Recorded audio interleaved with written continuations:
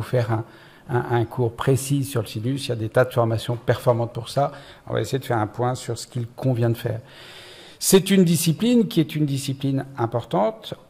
Il suffit de regarder la littérature. Vous voyez que depuis 10 ans, il y a eu à peu près 1800 publications sur l'élévation sinusienne. Donc c'est vraiment un sujet qui est un sujet d'actualité avec des papiers qui sortent en permanence.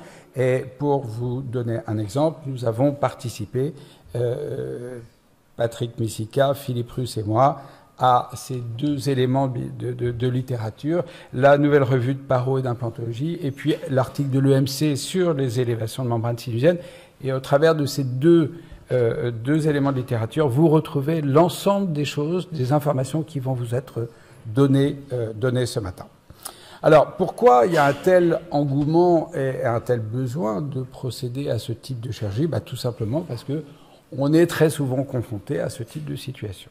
Et il est invraisemblable à l'heure actuelle d'entendre encore des patients, et je vous assure que ça arrive, qui viennent nous voir en ayant déjà consulté quelques praticiens qui pratiquent l'implantologie chirurgicale et qui disent non, on n'a pas pu mettre d'implant parce qu'il n'y avait pas assez d'os dans cette zone de maxillaire postérieure.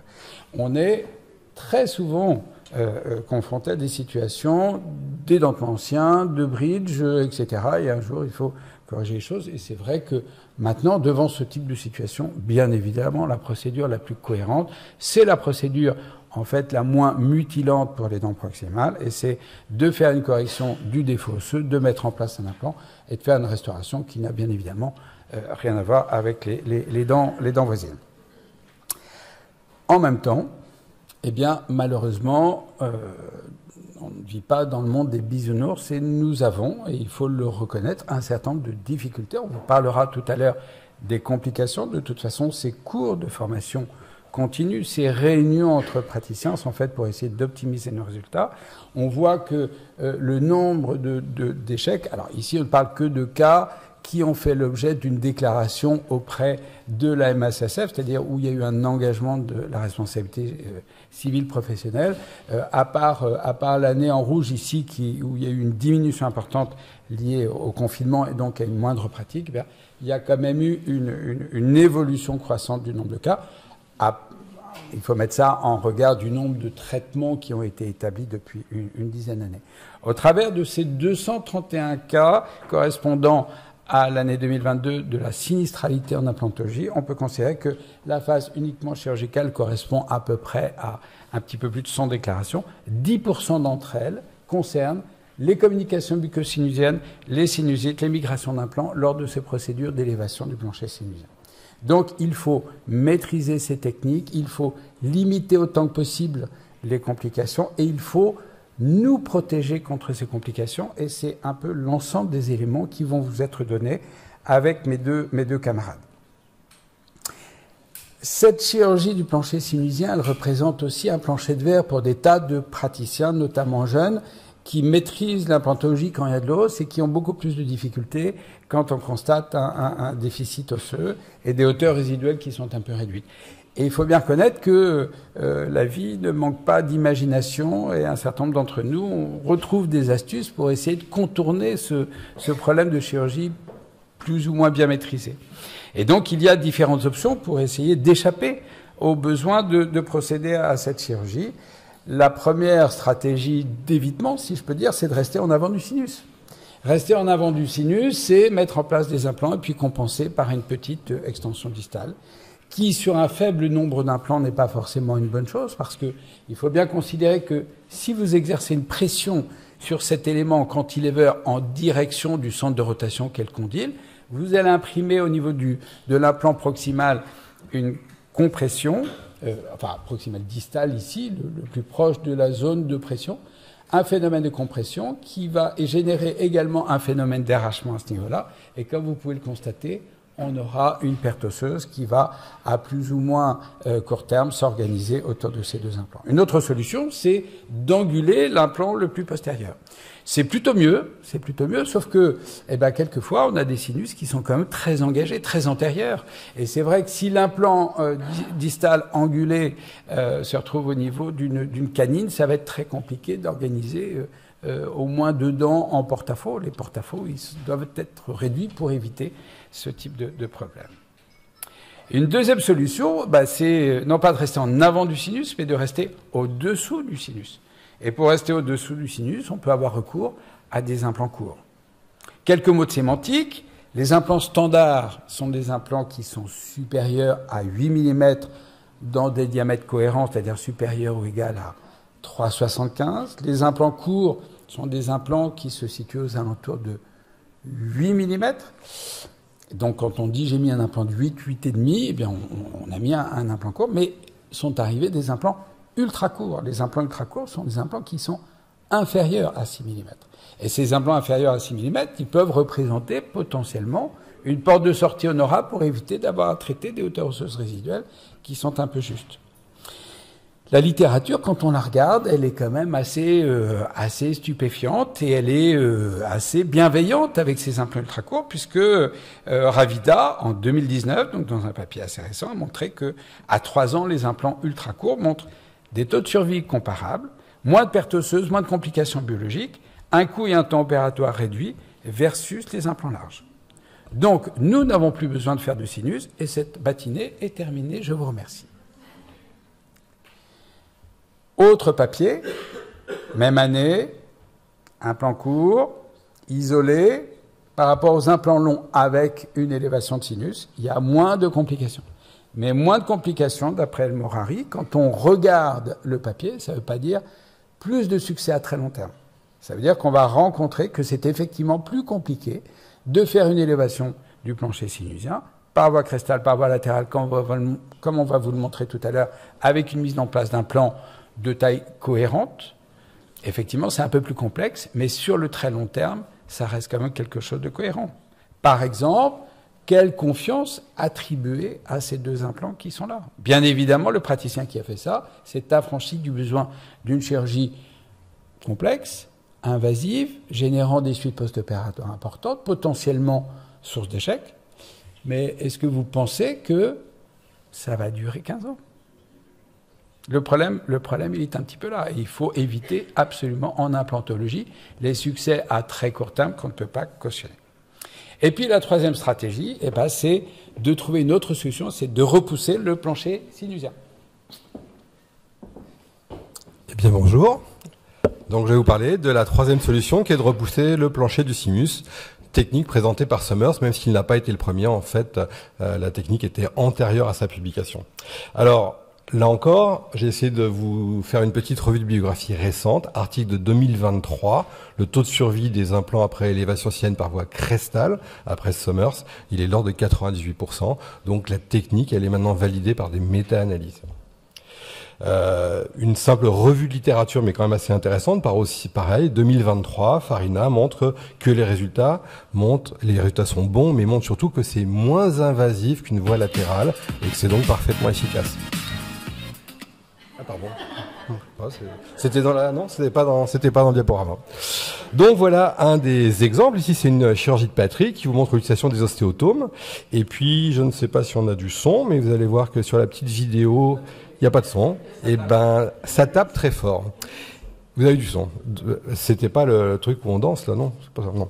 Parce que là, c'est un de mes copains que j'opère en direct et il a quand même bien ressenti, c'est un chirurgien dentiste, il a bien ressenti les coups d'ostéotome. Donc, le problème de cette manœuvre, et c'est publié dans une revue de littérature aussi, que j'ai faite, et vous avez 4 publications sur ces vertiges positionnels paroxystiques bénins, c'est-à-dire que les gens se lèvent, et quand vous avez fini votre technique, ils ont bu 2 whisky ou 3 whisky, c'est-à-dire ils partent en chancelant, parce vous avez perturbé l'oreille interne, des otolithes dans leur oreille se promènent, et ils peuvent avoir un nystagmus, c'est-à-dire les yeux qui se baladent de manière incoercible. Donc c'est pas anodin. Donc ce qui a révolutionné cette technique, c'est l'arrivée sur le marché après les ballonnets, après le piezo, après tout un tas de choses, sont les forêts Versa. Donc Salah Weiss en 2014 a sorti ces forêts qu'on fait tourner à l'envers et qui propulsent devant eux le liquide d'irrigation et qui créent une compression hydrodynamique dans l'os et on arrive comme ça à déplacer l'os en tête de forêt. Alors, ça permet d'obtenir un halo, c'est une espèce de petite croûte, on peut imaginer ça comme une petite croûte osseuse, dense, tout autour du forage. On n'enlève pas d'os, on le déplace simplement. comme je suis d'un naturel extrêmement méfiant, mes camarades vous le diront, j'ai reproduit l'expérimentation avec les enseignants de la fac de Reims. On a reproduit cette expérimentation de Salaud-Weiss. Alors il faut dire, ça ne se voit vraiment qu'avec les gros diamètres. Mais on a réussi à montrer en histologie ce genre d'image. Vous voyez qu'on a effectivement toute une croûte périphérique, toute une zone dense autour du forage de l'implant. Et donc dans le sinus, vous créez un petit dôme d'os. Le protocole, je vais vous le détailler en un quart d'heure à peu près. Là, mes petits camarades vont tomber à la renverse. Donc je vous passe les détails. Je vous montre juste un cas clinique. Il y a plusieurs protocoles. Celui-ci, c'est celui avec un apport de biomatériaux. On a un cas avec 5-6 mm d'os résiduel, une hauteur osseuse résiduelle de 5-6 mm. Et donc on va faire un certain nombre de forages à 1100 tours minute. En sens inverse, tout ça, si vous voulez vous former, il y a plein de cours qui sont organisés par PRED, et vous allez donc à un moment sentir comme un espèce d'effet de marteau-piqueur, et vous allez rentrer dans le sinus. Pour Salaud-Weiss, cette pénétration, elle peut se faire jusqu'à 3 mm. Mon expérience à moi, c'est de vous limiter à 1 mm. Ne rentrez pas de plus d'1 mm dans le sinus. Systématiquement, on visualise, on regarde si on n'a pas perforé la membrane, et on peut tester la membrane avec des petites sondes spéciales qui ont le bout mousse ou des genres de petits dômes. Donc une fois que vous avez fait ça, vous allez amener du biomatériau dès lors que vous voulez obtenir un résultat qui soit un peu significatif. Mais on peut très bien le faire sans biomatériau pour des petites augmentations.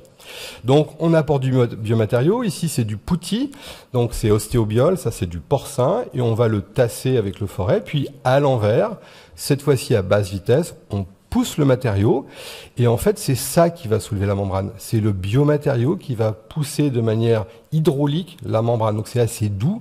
Si on ne rentre pas trop dans le sinus, sur les dernières centaines de cas que j'ai, la dernière centaine de cas que j'ai fait, j'ai pas eu de perforation, mais il y a une courbe d'apprentissage. Ça, c'est quelque chose que je crois que fait aussi Georges Coury, c'est de nettoyer l'entrée de l'ostéotomie, c'est-à-dire l'os natif. Il faut enlever un peu le matériau parce que je pense que ça perturbe l'ostéo-intégration et quelquefois on a des défauts, des échecs d'ostéo-intégration liés au fait qu'on a beurré toute l'entrée de cette ostéotomie avec le matériau. Donc je pense qu'il faut le nettoyer. Ensuite, vous posez l'implant, le système que vous avez habituellement. Une seule contrainte, un implant de préférence avec un apex peu agressif. Ne prenez pas un truc extrêmement tranchant qui risquerait éventuellement de venir perforer secondairement votre membrane.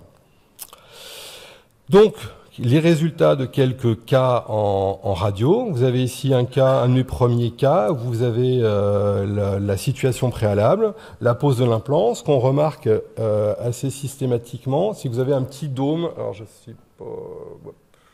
Voilà, ça doit être là. Vous voyez, on a le fond du sinus et un petit dôme de biomatériaux qui est ici. Ce dôme de biomatériaux, en général, va s'ossifier. Et vous avez une néoformation d'une corticale de bas-fond sinusien, en général au niveau de l'apex. On ne garde pas 3-4 mm au-dessus, c'est juste l'apex.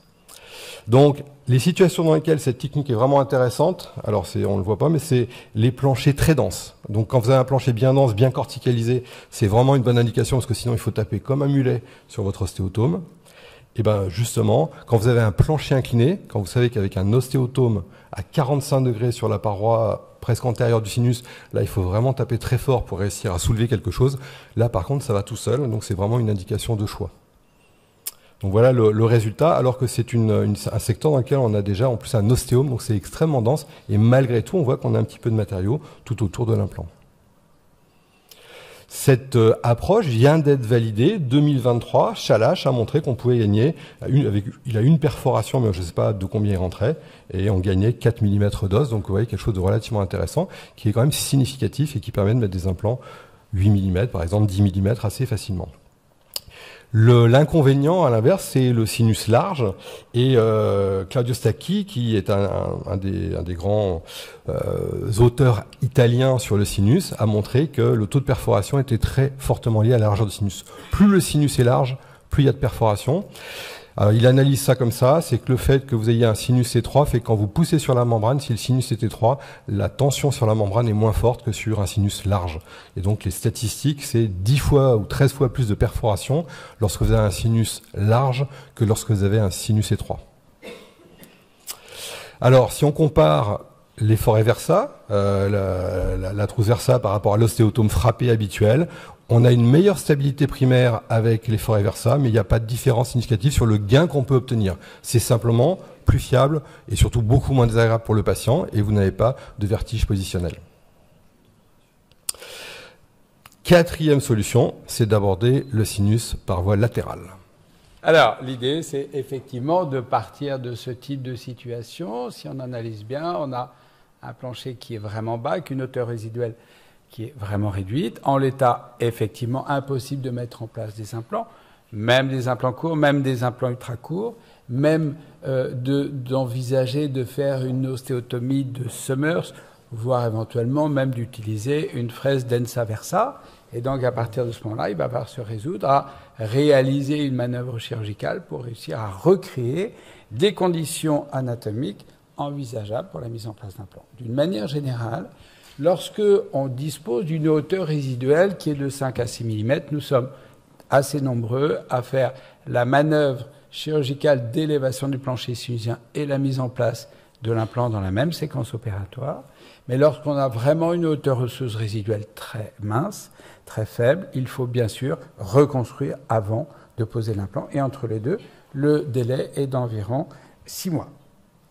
Cette technique de sinus lift, pour utiliser un anglicisme, c'est une technique qui est finalement assez ancienne. Elle a d'abord été décrite en 80 par Il Tatum, et puis elle a été publiée en 80 par un couple, Philip Boyne et Robert James, et ça a fait l'objet d'un développement de cette procédure qui a conduit, dans une conférence de consensus sur ce sujet, à dire que les greffes du plancher sinusien peuvent maintenant être considérées comme hautement prédictibles et une modalité thérapeutique qui est tout à fait efficace. Donc vous voyez qu'on était ici en 96, c'est-à-dire que ça fait quasiment 30 ans que cette technique est une technique validée. Il y a pour autant un certain nombre de prérequis et de précautions à prendre, je vous le disais tout à l'heure. Il est évident, bien entendu, que la première chose, c'est d'intervenir sur un sinus sain. Et ça, c'est valable, que l'on fasse une approche latérale ou qu'on fasse une approche crestale, comme vous l'a indiqué Philippe tout à l'heure. Deuxièmement, il va falloir qu'on choisisse la technique de voie d'abord. Il y a différentes stratégies envisageables. Ensuite, il va falloir opter pour un matériau de comblement. Il faut combler pour élever le plancher sinusien. Et on verra que là encore, il y a des choses à dire. Il faut maîtriser les complications. Et puis enfin, dernière chose, mais c'est plus un teaser qu'autre chose, on peut envisager d'exporter le protocole. Et là où on parle de sinus lift, on verra qu'on peut aussi envisager de parler de nasal lift dans un certain nombre d'indications. Alors, intervenir sur un sinus sain, c'est la première chose. Jusqu'à présent, l'approche, elle était purement clinique.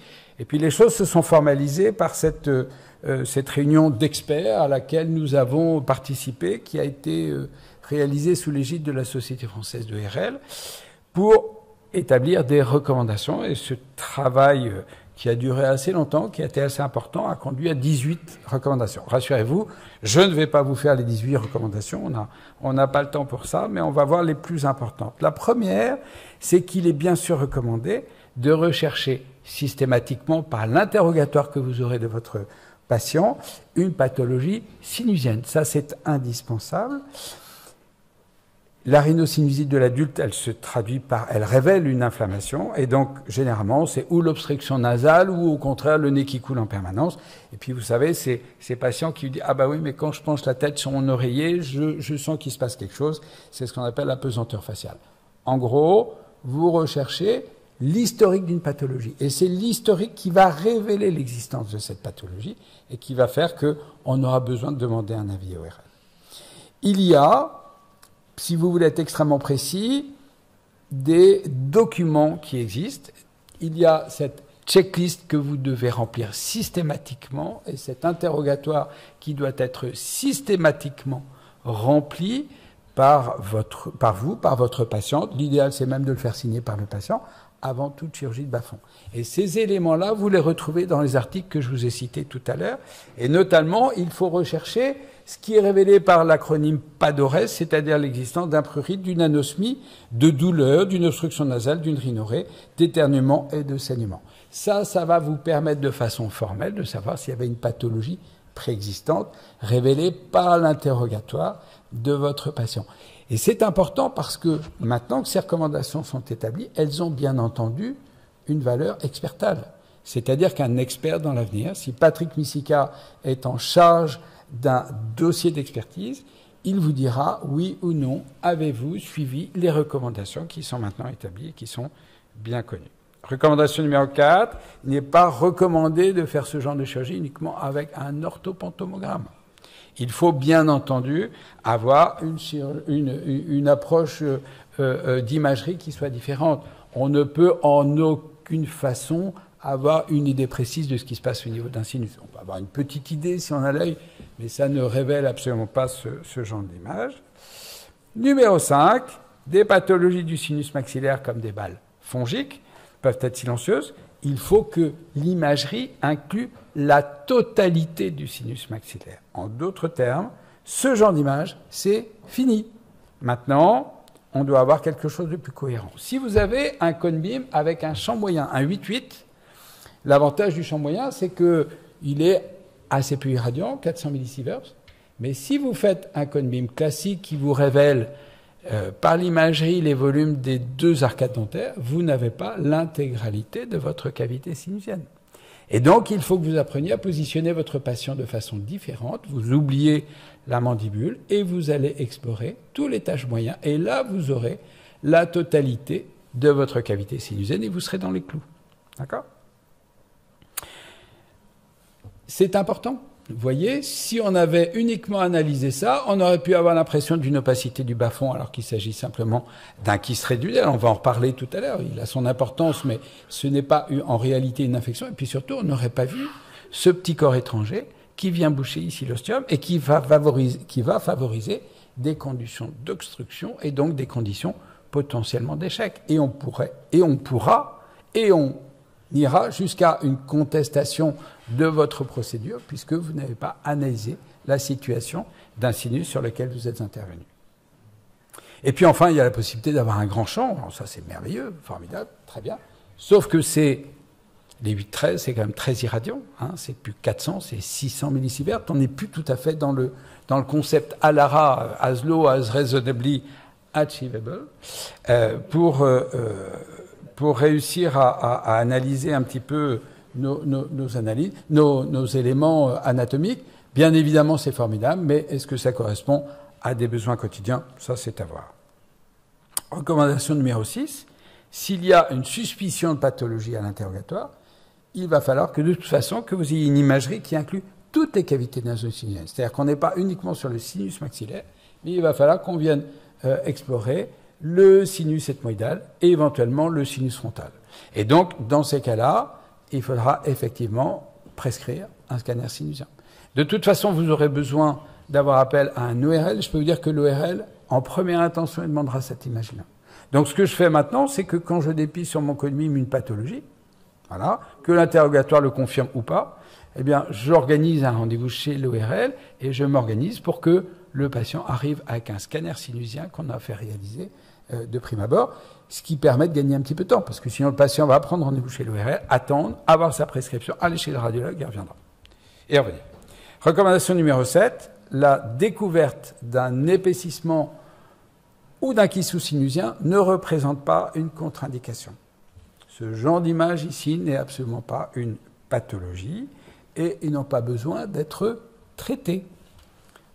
Ça ne pose absolument aucun problème. Ce qui peut poser un problème, c'est lorsque ce kyste représente un volume plus important et que lorsque on va relever notre plancher, on risque de générer une obstruction d'une grande partie du sinus. Donc la question se pose d'aller faire une purge de ce kyste rétentionnel. Vous voyez, on va simplement insérer un petit trocard et on va aspirer. On va récupérer ce liquide citrin qu'on trouve d'ailleurs au sein d'un kyste radiculodentaire. Donc, vous voyez qu'on peut enlever quelquefois 1 voire 2 cm3 de liquide. Et l'avantage, c'est que ça va nous permettre de faire notre sinus lift, de mettre en place le comblement sans être allé générer une obstruction d'une partie importante du sinus. Donc ça, c'est une procédure que l'on peut faire. Et ce qui est intéressant, c'est que on voit on voit le volume qui est sorti, et puis surtout, on voit que on a percé à l'intérieur du kyste et pas à l'intérieur de la paroi sinusienne. C'est-à-dire qu'on garde encore l'imperméabilité et l'étanchéité du circuit.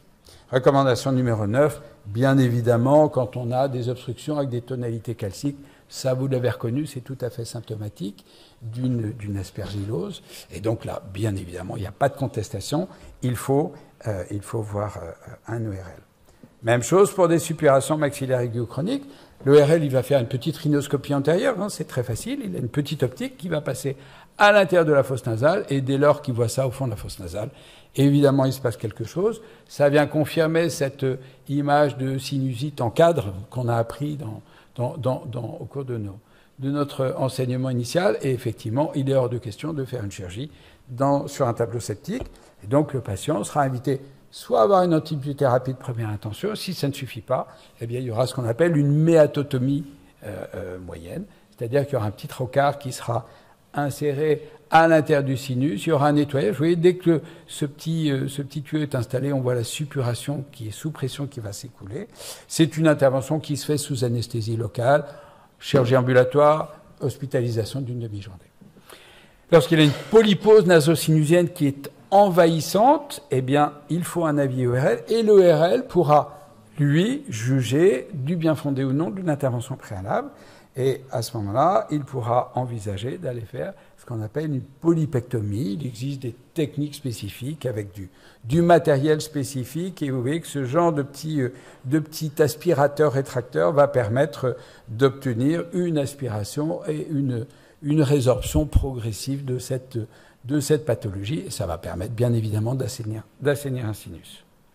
Recommandation numéro 17.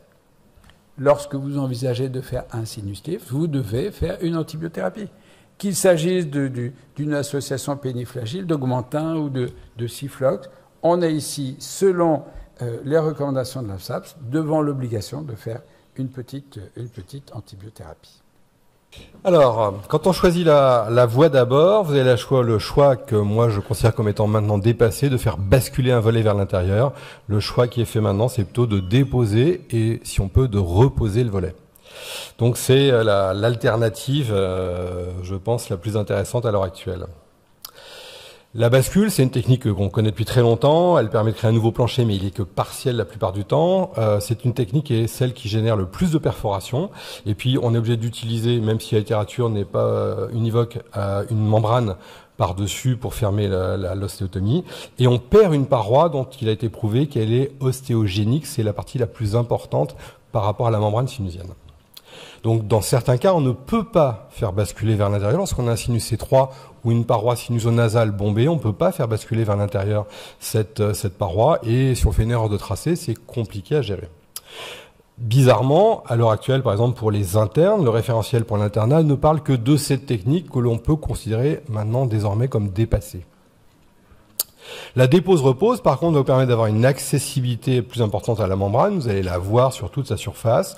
Vous allez avoir, si vous repositionnez le volet avec une toute petite ostéotomie, une cicatrisation de type cal osseux en 1 mois. Donc, vous pourrez remettre sous pression votre sinus plus rapidement et vous allez pouvoir voir votre artère alvéolo-antrale, éventuellement la gérer beaucoup plus facilement, la ligaturer s'il y a besoin.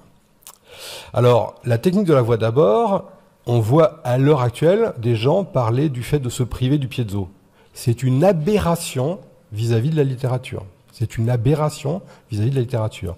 Les perforations de la membrane lorsqu'on utilise une fraise sont de l'ordre, le chiffre a disparu, mais c'est 20,1% sur l'ensemble de la littérature récente. Si vous utilisez le piezo, on est aux alentours de 8%. Et donc, ça a été montré de manière extrêmement claire dans des méta-analyses que le taux de perforation, il était infiniment supérieur lorsqu'on utilisait des fraises. Pourquoi ? Parce qu'elles tournent vite et elles ont un effet aspiratif. Elles viennent aspirer la membrane. C'est publié, donc là c'est des choses récentes encore, 2023, utiliser une fraise va augmenter le taux de perforation de la membrane. Donc vous allez pouvoir utiliser plutôt des piezo, et dans les piezo, mon choix personnel va vers l'OT12, denture fine, 0,35 mm, faites une ostéotomie de 3/10 et demi de mm, donc ça cicatrise extrêmement vite. C'est précis, vous remettez votre volet de manière précise. Autre petit truc, Au départ, utiliser un set scraper, diminuer l'épaisseur de la paroi et amener cet os in situ. Affiner la paroi latérale du sinus. Une revue de littérature encore de Claudio Stacchi a montré que c'était important pour diminuer le taux de perforation. Vous amenez de l'os et en plus vous avez moins de perforation. Donc, cette OT12, il va vous permettre de faire des ostéotomies très progressives, très petites. On peut faire des tout petits biseaux et vous allez comme ça pouvoir réussir à avoir quelque chose de très précis que vous allez remettre en place à la fin de l'intervention. Alors, il y a des instruments. Il faut absolument avoir des instruments qui sont des instruments qui permettent de garder le contact osseux. C'est la clé dans tous les cas, avoir le contact osseux, que l'instrument soit suffisamment coudé pour rester au contact de l'os. C'est un élément impératif. Donc là, on va soulever le bas-fond sinusien. Vous voyez que la membrane va commencer à se mobiliser. Ce qu'il ne faut surtout pas, c'est qu'elle vienne se pincer entre le bout de l'instrument et l'os. Vous allez ensuite mettre en place ce matériau dans le sinus, donc quel que soit le matériau de greffe dont ce que va évoquer Patrick, et à la fin, on remet en place le volet, et la cicatrisation va se faire de manière relativement beaucoup plus rapide, et surtout infiniment supérieure au fait de ce que vous auriez si vous mettiez une membrane.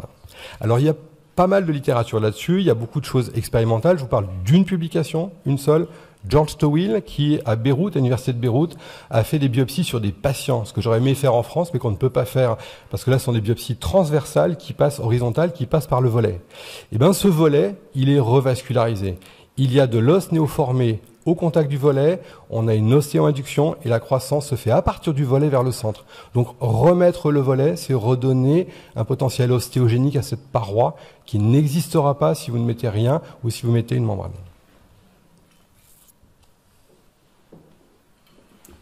À partir du moment où vous avez décidé de faire une voie latérale, que vous avez appliqué les procédures telles que Philippe vient de vous les décrire, vous avez libéré un espace et cet espace, il doit bien évidemment être comblé. C'est le but de la manœuvre. Et pour ça, on a différents types de matériaux. Et il y a encore des courants, des écoles, etc. pour savoir quel type de matériau de comblement on va utiliser.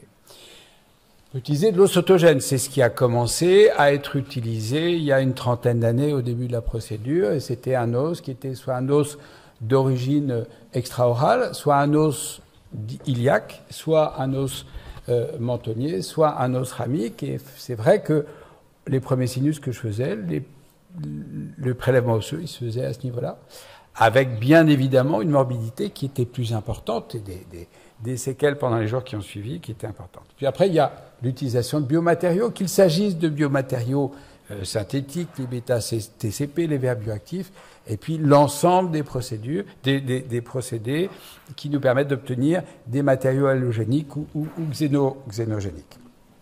Quel que soit le matériau que vous utiliserez, il y a malgré tout des impératifs. Ces matériaux doivent être résorbables ou ostéo-inducteurs, ils doivent être biocompatibles, c'est le minimum.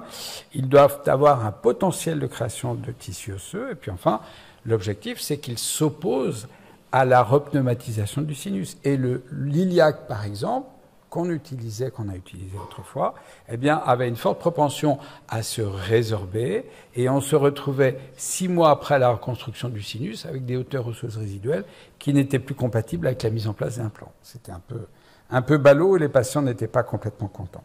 Alors, je vous l'ai dit, l'os autogène, il va générer bien évidemment dans son prélèvement un édème post-opératoire important, potentiellement des hypoesthésies labiomentonnières quand il s'agissait d'os mentonniers, et puis de toute façon des hématomes, et les patients vivent ça relativement mal.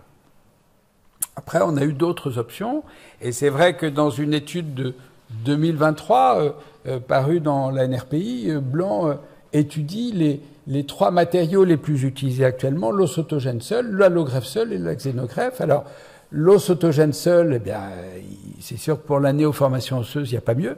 Hein, sont vraiment des cellules ostéoprogénitrices. Mais la résorption, elle est quand même relativement importante. Par contre, la validation scientifique est bien connue.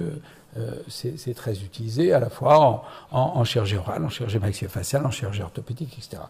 L'allogreffe seule, pour l'instant, on n'a pas vraiment de littérature abondante et avec un recul suffisamment important concernant la néoformation osseuse. Sur la résorption, on ne sait pas, et sur la validation scientifique, pour l'instant, on n'a pas encore de méta-analyse qui nous permette d'analyser ça. La xénogreffe seule, la néoformation osseuse, c'est pas terrible non plus. Par contre, On sait que c'est très bon en termes de résorption, puisque ce sont des matériaux qui sont beaucoup moins résorbables que les autres. Et par contre, c'est le matériau qui a fait l'objet de plus de publications scientifiques. Donc l'idée, c'est d'essayer de savoir si on ne peut pas essayer de faire un mix de l'ensemble de ces traitements.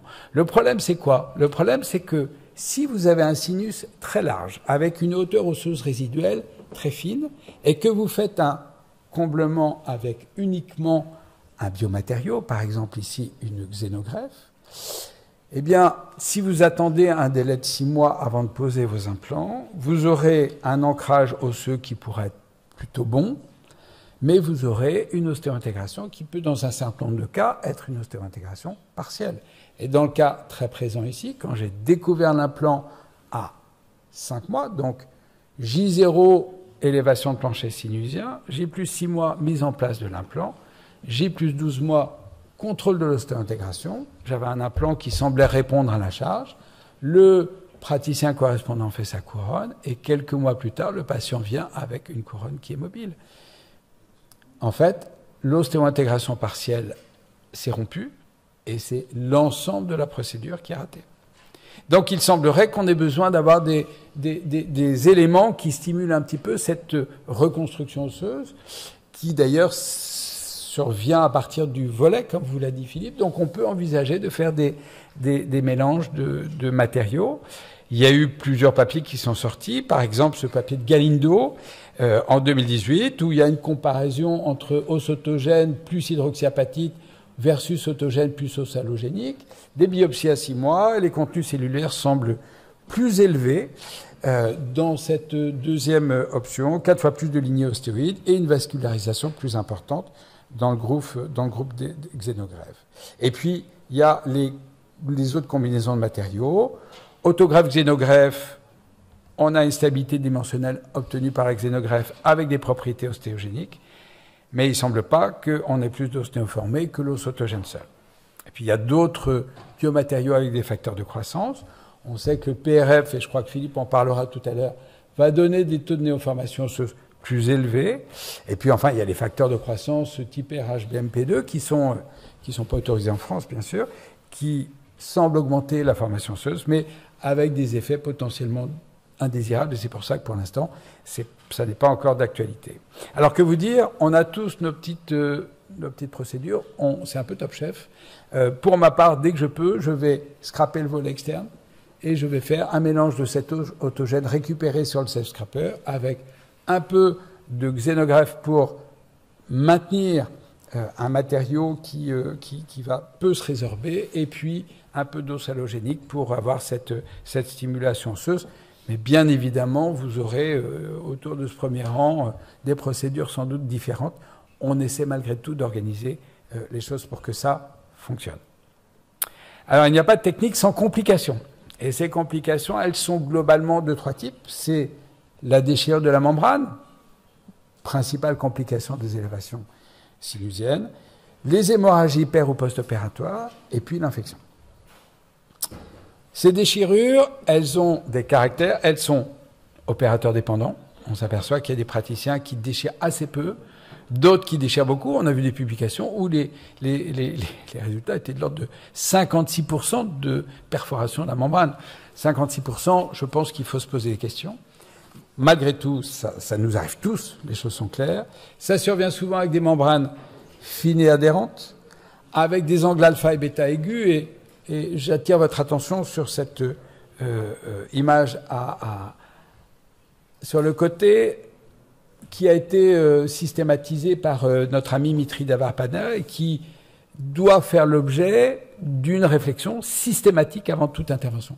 Cette coupe d'imagerie, elle doit montrer la hauteur osseuse résiduelle, elle doit montrer l'épaisseur de la membrane, elle doit montrer l'existence de l'artère alvéolo-antrale qui est souvent à l'origine de l'hémorragie.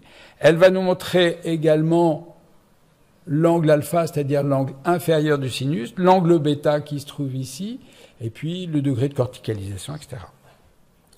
D'accord. Bien évidemment, dans ces complications, on a vu qu'il y avait les déchirures par instrument rotatif, et puis la présence d'adhérence, d'apex ou de cloison de refond. Cette déchirure, elle peut également être favorisée par un patient qui a une consommation de tabac importante. Et donc, effectivement, chez les fumeurs, la question se pose de plus en plus de savoir s'il faut poser des implants et à plus forte raison de faire des chirurgies préimplantaires type greffe osseuse ou implant. Quand c'est une perforation réduite, honnêtement, il n'y a pas beaucoup de problèmes. On met en place une petite membrane de collagène. On arrive à colmater cette brèche. On peut remplir notre biomatériau et on peut mettre notre implant sans créer de problème. Et on voit que, objectivement, je vais aller vite parce qu'on est un peu limité dans le temps, mais on a des taux de succès qui sont globalement à peu près similaires. Quelquefois, on a des perforations qui sont des perforations intermédiaires. Donc, vous voyez, on fait notre approche sur ce volet qui aurait mérité d'être affiné. On va quand même essayer, avec la piézo, de détacher la membrane. Et tout d'un coup, pouf, on voit qu'on a une perforation. Pas grave, on va glisser notre instrument et pouf, on a un grand moment de solitude parce qu'on a une deuxième perforation. Donc, ce qu'on peut faire ici, c'est faire ce qu'on appelle la technique de Loma Linda Punch, c'est-à-dire qu'on va faire une petite perforation ici.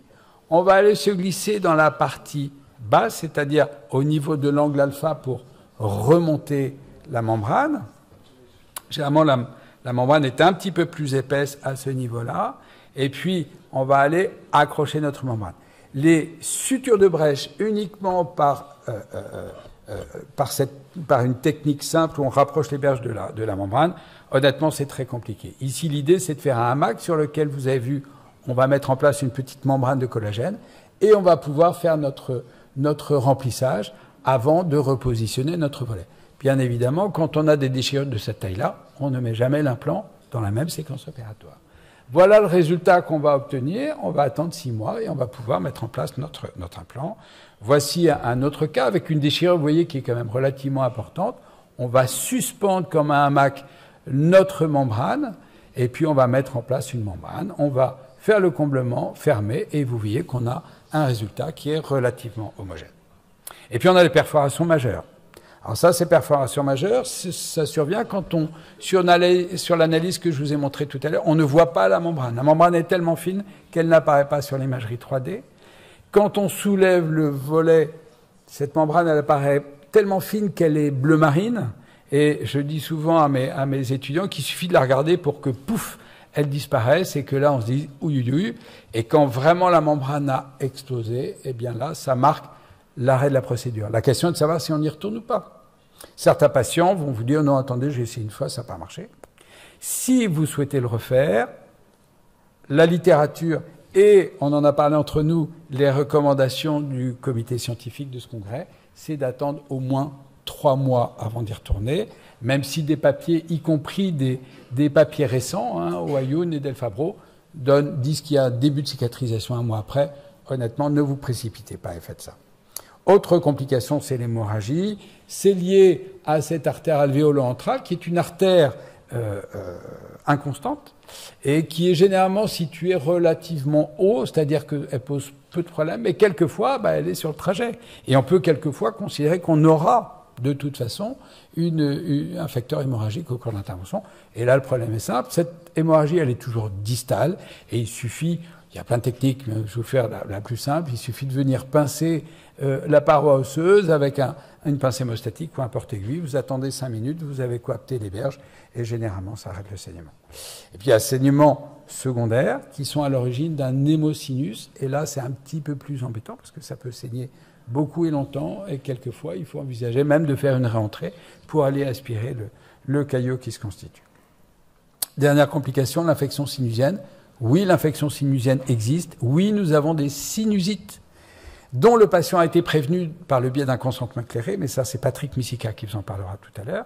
Si l'on regarde Isvan Urban, il a 2,3% d'infection. Testori, qui est le pape de cette technique de sinus lift, il arrivait dans cette publication de 2012 à être entre 2 et 5%, 6% d'infection. Maintenant, il semblerait qu'ils soient plus entre 2 et 3. Chirila était à 4,3. Dans un papier qu'on a mis dans la NRPI, on était à entre 1 et 2% d'infection sinusienne. Quand vous faites beaucoup de sinus, ça veut dire que vous aurez des patients qui vont déclencher une sinusite après votre intervention. Ce qui veut dire que vous aurez des des patients qui risquent de ne pas être contents, qui vont aller consulter un ORL, et si l'ORL dit « Ah, encore un truc de dentiste », c'est sûr que vous pouvez passer un mauvais moment, parce que le patient, il est très gentil tant qu'il n'y a pas vraiment de complications. Facteur favorisant, s'il y a une pathologie sinusienne préexistante que vous n'avez pas fait prendre en compte, que vous n'avez pas eu le feu vert pour y aller, eh bien effectivement, vous créez les conditions de vous faire engueuler. Donc il faut quand même être un petit peu prudent. Alors cette infection, elle va se traduire par un patient qui est un peu malheureux dans les jours, les semaines qui vont suivre, avec des céphalées, avec une douleur locorégionale, avec une inflammation muqueuse buccale, une cacosmie, c'est-à-dire une impression de mauvais goût lorsqu'il respire, et puis une rhinorrhée. On va bien sûr en première intention prescrire des antibiotiques. À un moment donné, on conseillait des quinolones type Tavanic, mais l'intolérance de cet antibiotique a fait qu'on s'oriente maintenant vers des antibiotiques à large spectre, l'augmentin, la piostacine, etc. Et puis, quelquefois, on va avoir une infection du sinus, comme vous le voyez ici, mais une infection qui va même aller jusqu'au milieu Et en fait, il semblerait que ça soit ce matériau qui soit directement contaminé, même si on peut se poser la question d'une petite brèche ici. Et si ça ne cède pas avec les antibiotiques, eh bien, il faut y retourner et il faut aller cureter ce magma in situ qui ne s'est pas minéralisé du tout et qui fait très vraisemblablement l'objet d'un sepsis. Et vous voyez que au bout de 2 mois, après cette manœuvre de nettoyage, eh bien, on va avoir un sinus qui va redevenir normal, une membrane qui va retrouver son intégrité. Alors certes, on voit qu'il va falloir reconstruire parce qu'il y a le matériau qu'on a enlevé et qui ne s'est pas arrangé, mais en tout cas, on a résolu le problème. Et en fait, le problème, c'est que très vraisemblablement, il s'est produit une nécrose au sein du matériau qu'on a mis en place. Et cette nécrose, elle est à l'origine d'un compactage excessif. Donc ici, on arrive à une évolution assez classique. Donc là, je vais passer ça, tac, tac, tac. Voilà. Pour vous dire que, dernière chose, on peut exporter le concept, envisager un nasalift, technique qui a été décrite d'abord en 85, qui a été redécrite. Et c'est un patient que j'ai traité avec mes jeunes camarades du DU, Julien Hamon, William Goubin, chez ce patient qui, vous le voyez, avait très peu de hauteur osseuse résiduelle. Alors, dans un cas comme celui-ci, on peut envisager des greffes au niveau des arcades, greffes 3D très compliquées. On peut envisager des implants zygomatiques. On a décidé ici, pour cet objectif thérapeutique, de faire ce qu'on appelle un nasalift, c'est-à-dire faire une élévation au niveau des fosses nasales. La technique vous sera décrite plus tard. Vous voyez qu'on a quand même des reconstructions osseuses qui sont satisfaisantes. On voit les volumes qui sont en place, qui nous ont permis de faire notre planification, de mettre en place les implants dans des conditions correctes pour faire une mise en charge immédiate de prothèses et obtenir un résultat qui soit sympa. En termes de conclusion, vous l'avez compris, premièrement, disposer d'une imagerie performante. Deuxièmement, analyser le code MIM. Troisièmement, beaucoup de prudence. Formez-vous, n'y allez pas comme ça, franco. Quatrièmement, respectez la muqueuse, quelle que soit la procédure crestale latérale. Sachez gérer les complications. Et puis surtout, il faut que parmi vos meilleurs amis, il y ait un ORL qui ne vous descende pas à chaque fois que vous avez une complication. Voilà, je vous remercie. On avait préparé une petite série, un petit quiz avec des questions-réponses. Est-ce que vous pouvez pratiquer une élévation sinusienne chez un fumeur ?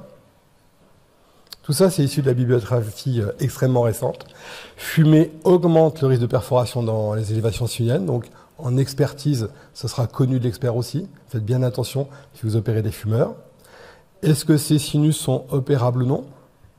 Eh bien, la technique que vous a présentée par Patrick, elle a été validée par Tiziano Testori, qui est un des papes européens de l'élévation sinusienne. C'est 2024, c'est sorti avant-hier. Donc, vous pouvez vider le sinus et continuer l'intervention. On a vu qu'on allait pouvoir avoir des problèmes avec les sinus étroits pour la bascule du volet. Il n'y a pas que ça. En crestal, si le sinus est large, vous n'obtiendrez pas de reconstruction osseuse. Donc sur le plan biologique, il y aura moins d'os néoformés. Et c'est vrai aussi pour la voie latérale. Ça a été montré que vous avez cette partie centrale qui sera difficilement revascularisée et donc on aura une difficulté à avoir une cicatrisation in situ au centre. Le fait de tasser plus ou moins le matériau, moi je crois que Patrick avait déjà utilisé la diapositive, ça a été montré très récemment. Si vous compactez trop le matériau, 2022, Reich a montré que si vous compactez trop, vous n'aurez pas l'architecture intrasinusienne propice à la cicatrisation, vous n'aurez pas de néovascularisation, donc c'est à éviter de trop tasser. Après, vous avez les concentrés plaquettaires, le PRF qui permet par exemple de réparer la membrane sinusienne pour les petites perforations. Ces concentrés plaquettaires ont fait longtemps l'objet d'une opposition, mais qui était plus le fait peut-être pour certains de leur inventeur, parce que la littérature maintenant, elle est extrêmement claire. Les méta-analyses de 2023 montrent que les concentrés plaquettaires, donc le PRF en particulier, améliorent la néoformation osseuse, accélère le turnover du matériau de comblement. Donc maintenant, ça ne fait pas doute, le PRF est un avantage. Et puis, pour finir, et là c'est un petit clin d'œil, l'élévation sinusienne peut-elle stimuler la vente de maquillage? Pensez-y toujours, parce que les patientes, des fois, elles finissent comme ça. Ça, c'est une patiente à moi. Tiziano Testori appelle ça le panda make-up, le maquillage panda. Alors, sur cette photo-là, c'est pas évident. Si je duplique son côté gauche, vous voyez, ça donne ça. Donc voilà le maquillage panda. Donc faites bien attention, prévenez toujours les patients qu'il peut y avoir des chymoses, qu'il peut y avoir des hématomes et que ça peut se voir, des fois jusqu'à 15 jours, 3 semaines.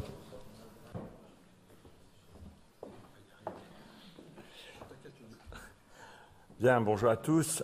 Effectivement, comme on l'a vu, c'est une technique qui est quand même une technique qui est assez complexe, qui est un opérateur dépendant, et la plus grosse difficulté qu'on rencontre, c'est effectivement la gestion de la déchirure de la membrane.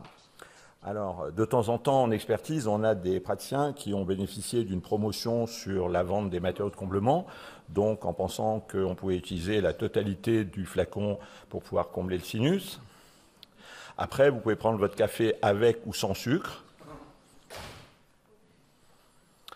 Cette patiente, qui est une patiente que nous avons traitée avec mon ami Hervé Taragano, donc du côté gauche, le traitement idéal académique avec un comblement sinusien parfaitement réalisé, la pose d'implants, la patiente est très contente. Elle envoie son devis à sa mutuelle, qui envoie à Santé Claire, qui lui dit « Ah non, les honoraires sont beaucoup trop élevés ». Nous, on a quelqu'un dans notre réseau qui va vous faire ça pour moitié moins cher. Alors, au côté droit, vous avez moitié moins cher. Une catastrophe, la patiente sinusite aiguë. On a été obligé de l'opérer sous anesthésie générale, retirer le matériau avec un de nos confrères ORL. Et heureusement, on a pu récupérer la base du matériau de comblement et on a pu quand même mettre des implants et la patiente a pu bénéficier quand même d'un traitement implantaire, mais après plus d'une année de traitement. En France, pour que la responsabilité soit engagée, il faut qu'il y ait une faute du praticien, un préjudice pour le patient et un lien de causalité direct et certain entre la faute et le préjudice. Dans les missions d'expertise que l'on a, les magistrats nous demandent si les actes et soins sont pleinement justifiés, donc est-ce que les patients ont vraiment besoin de ce traitement, et si le praticien a commis une erreur dans le traitement, s'il a exercé une surveillance suffisante. Ensuite, la question clé que tout le monde connaît, dire si les actes ont été attentifs, diligents et surtout conformes aux données acquises de la science médicale. Et dans la négative, analyser de façon motivée la nature des erreurs, imprudence, manque de précaution, négligence, pré-, per- ou post-opératoire, maladresse ou autres défaillances relevées. Alors les magistrats, il y a une grande richesse de la langue française, tous ces termes arrivent à faute professionnelle, vous l'avez bien compris. Donc, on est soumis à un point important qui est le devoir d'information. Le comblement du sinus était-il médicalement indiqué? Est-ce que les autres possibilités thérapeutiques ont été abordées? L'option implant court, l'option technique de Summers ou l'option d'ostéodensification qui a été décrite ce matin par Philippe. Dans le devoir d'information, il faut que le patient connaisse, on lui explique les complications, aborder le problème tabac, je crois que ça c'est un point très important. Bien sûr, comme dans toutes ces interventions qui ne sont pas remboursables, sont des interventions non remboursables, bien sûr faire un devis et faire signer un consentement éclairé que je n'ai pas le temps de développer ici, mais que vous trouverez facilement sur le site de l'Association française d'implantologie. Alors, l'accès latéral par voie basculée, c'est la première technique qui avait été décrite, et Philippe l'a bien expliqué, c'est une technique qui donne de nombreux cas de déchirure. Dans les cas de formation que nous faisions avec Hervé Taragano à Garancière, tous nos praticiens en formation qui faisaient des forêts basculées, on avait 100% de perforation. L'usure du volet, alors l'usure du volet, soit après avoir aminci, comme l'a dit Philippe, soit de le faire en technique piezo, c'est une technique qui est extrêmement sûre et qui donne le moins de complications. Elle est juste un peu longue. L'accès latéral par volet déposé-reposé, c'est la technique qui effectivement est une technique de choix, mais qui demande un petit peu d'adresse de la part des praticiens. Voilà, donc c'est une technique qui est très très bonne, mais vous voyez, lorsqu'on a déposé le volet, c'est cette partie de dépose du volet qui est la partie la plus touchy. Et ça donne un bon abord sur la muqueuse. Et le repositionnement du volet, effectivement, permet de refermer le site opératoire.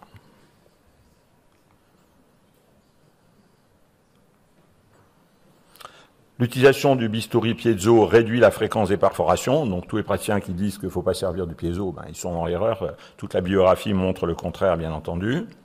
Voici la méta-analyse dont a parlé Philippe tout à l'heure. Pourcentage moyen de perforation, 24% avec les instruments rotatifs et 8% pour la piézochirurgie. Quand on commence l'ostéotomie, on l'utilise, on en parlait avec Patrick Zvaria, nous utilisons des grosses fraises diamantées, il ne faut pas utiliser des fraises tungstène, bien entendu. Donc voilà la revue de littérature de 2017 que je dois à Philippe Russe, 20% de perforation à la fraise et 10% pour les inserts piézoélectriques et 6% par usure. Donc il est clair que l'abord par usure est un abord très sécuritaire. Donc la question sur le plan médico-légal qu'on doit se poser en cas de perforation puis de sinusite, l'expert doit se poser comme question, est-ce une erreur d'avoir réalisé un volet basculé? En ce qui me concerne, oui. Est-ce que c'est une erreur d'avoir réalisé l'exérèse totale du volet osseux? Ben, si on n'a pas une grosse expérience, oui.